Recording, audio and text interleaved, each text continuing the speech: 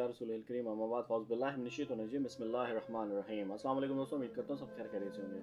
ज़िल हज का महीने का पहला जुमा है और अल्लाह ताला इस जुमे के सदक़े हमारे तमाम लोगों की मुश्किलात को आसान फरमाए और मुल्क पाकिस्तान और गज़ा के लोगों के जो इतनी भी मुश्किलात हैं वो सब की सब आसानी में बदल दें। दूसरी तरफ एक सवाल आज लेकर आया हूँ और इसके ऊपर बाद में थोड़ा सा वीडियो कंप्लीट भी बनाऊँगा कि पाकिस्तानी एजुकेशन सिस्टम चल कैसे रहा है।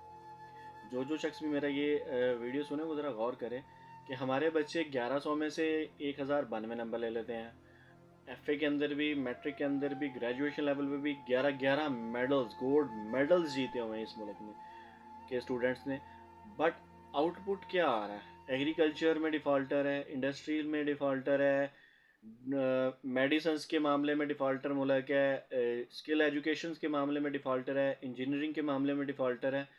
ये तो सब छोड़ ही दें, आप अवेयरनेस, ट्रेन और सबसे इम्पॉर्टेंट चीज़ इखलाकियात के अंदर डिफ़ॉल्ट का ये शिकार मुल्क है।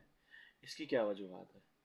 हम अपने एजुकेशन सिस्टम को इस लेवल तक बहाल क्यों नहीं कर पाए कि हमारे लोगों में इखलास तक नहीं आ पा रहा?